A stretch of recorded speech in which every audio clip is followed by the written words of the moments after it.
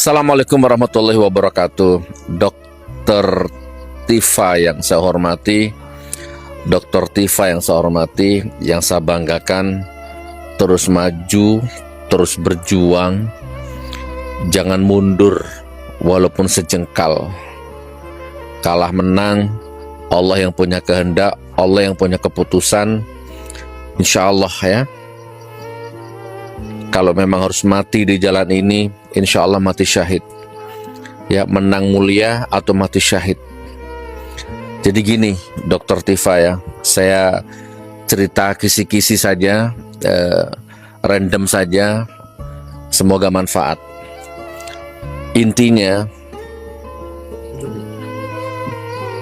yakin saja dalam hati ini bahwa ada Allah, ada Rasulullah, terus bersemayam di dalam hati kita. Kalau kita sudah mengimani ini benar, terus saja insya Allah. Saya doakan Dokter Tifa, Mas Roy, tegar hatinya, tegar batinnya.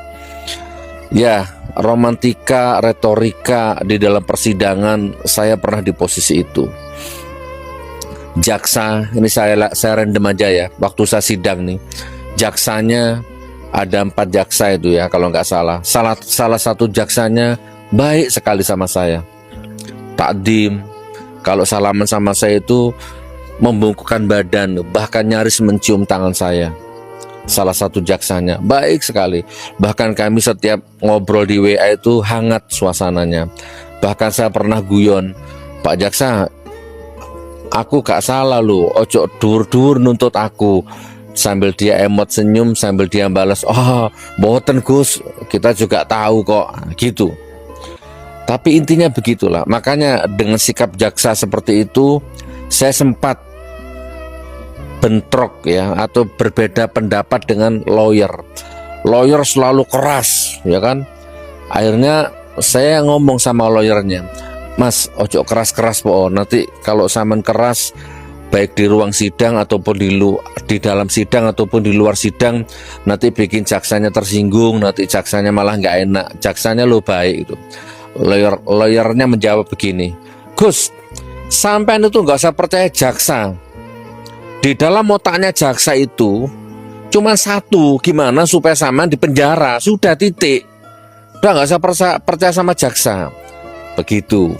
Itu romantika di dalam sidang, gitu ya.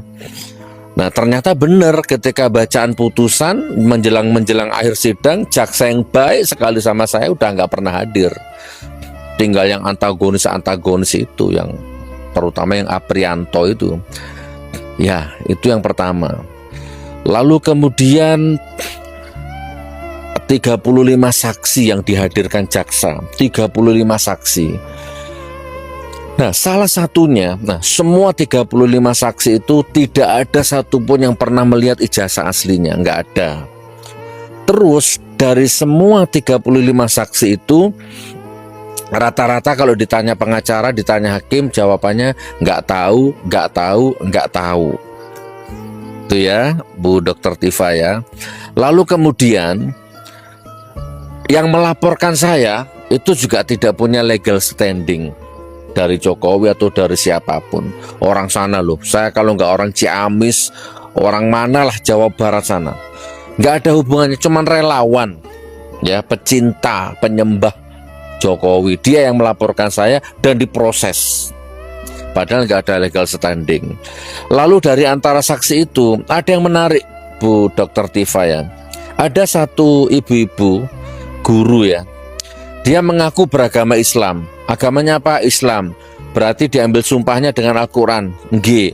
Jadi dia itu megang Quran, disumpah demi Allah gitu kan, menyebut nama Allah dan pegang Quran.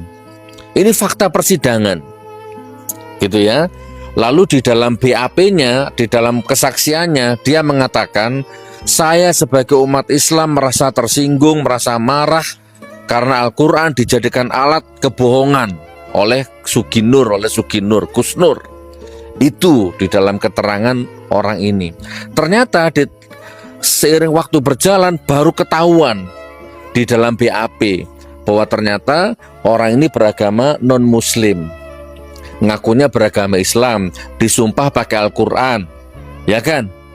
Dan di depan hakim dia ngomong merasa tersinggung sebagai umat Islam karena Al-Quran dipakai alat kebohongan mubahala. Ternyata di BAP dia beragama non-Muslim, maka gaduhlah itu di ruang sidang itu. Ya. Lalu ini saya random ya, Dr. Tifa ya.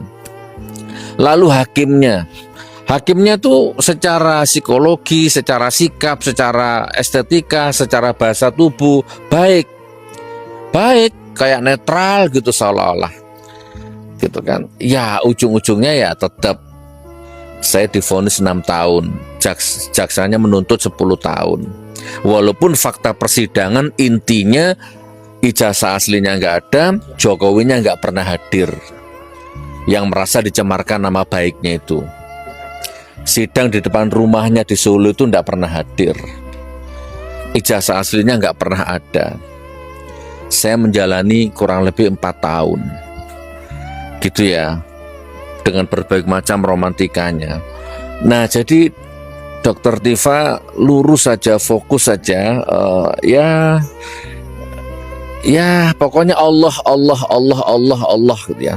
Kita nggak tahu di balik hakim itu hatinya hakim bagaimana, ya kan? Kita nggak tahu hatinya jaksa bagaimana. Kita yang bela saya di persidangan juga ada 13 pengacara lebih yang bela tuh di ruang sidang tuh. Ya alhamdulillah semuanya berjuang lillahi ta'ala, tapi ya tetap divonis tok. Nah kayaknya ini apa yang saya alami ini akan dialami oleh jenengan Mas Roy dan Dr. Tifa, ya kan? Ya, jadi Pak Jokowi itu ke Lampung bisa, keliling Indonesia bisa, sehat, meger-meger, ya kan? Tapi dia nggak bisa kalau datang ke sidang. Dia nggak bisa menunjukkan ijazah aslinya. Ya mudah-mudahan nanti di endingnya, di sidangnya Anda ini, orang ini mau datang. Ini. Nah, jadi saya dengar sekilas, saya telepon pengacaranya Bu Dr. Tifa tadi, saya ikuti persidangannya. Ini katanya ada BAP ya, barang bukti atau BAP yang tebelnya 1,5 meter, ya kan? Tapi tidak diserahkan kepada, kan harusnya hakim dapat, pengacara dapat, kan gitu ya, jaksa dapat, tapi tidak diserahkan, bla bla bla bla bla. Oke dokter, intinya yang saya hadapi ini adalah satu kekuatan yang besar, yang dahsyat. Tapi insya Allah iman kita mengatakan kekuatan besar itu adalah kekuatan yang jahat, kekuatan yang dolim.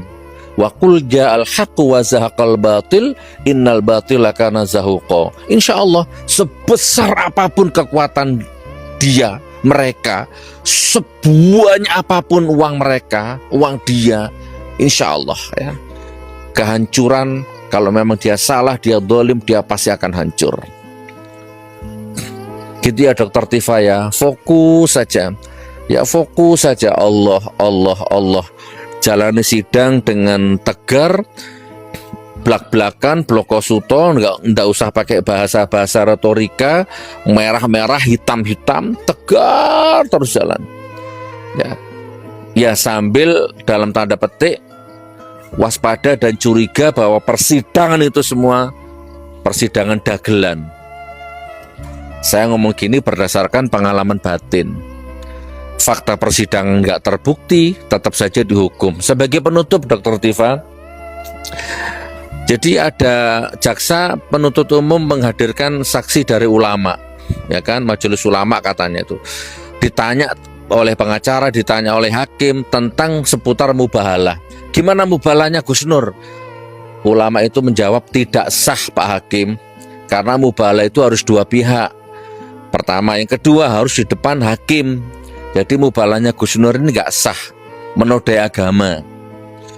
Nah, giliran saya tanya sama ulamanya itu, Pak ulama, oke, saya setuju, mubahalah itu harus dua belah pihak, harus di depan hakim. Masalahnya dari pihaknya Pak Jokowi, dari pihak sana nggak pernah mau saya ajak mubahalah. Nah mumpung Anda sekarang hadir di pihak sana, memberatkan saya, mumpung di sidang, mumpung di depan hakim, gimana kalau sekarang sampai mubahalah sama saya? Ayo Pak ulama, mubahalah sama saya. Hakimnya menolak, hakimnya nggak mau, jaksanya nggak mau, ulamanya diem. Lah harusnya kan katanya hakimnya juga setuju pendapat ulama, harus di depan hakim. Ya sudah, yuk sekarang mubahalah, nggak mau. Jadi fakta-fakta persidangan seperti itu diabaikan sama hakim, diabaikan sama jaksa. Tetap dituntut 10 tahun, divonis 6 tahun. Jadi ya sudahlah, jangan mengharap keadilan. Ya, hukum dunia ini jangan mengharap keadilan, dokter ya, Dokter Tifa, tapi terus saja minta kepada Allah. Allah turunkan pertolonganmu. Dan kepada Jokowi, teruslah Anda bangga dengan sikap Anda seperti ini. Rusak bobrok seluruh negeri nih, berantem carut marut gara-gara Anda.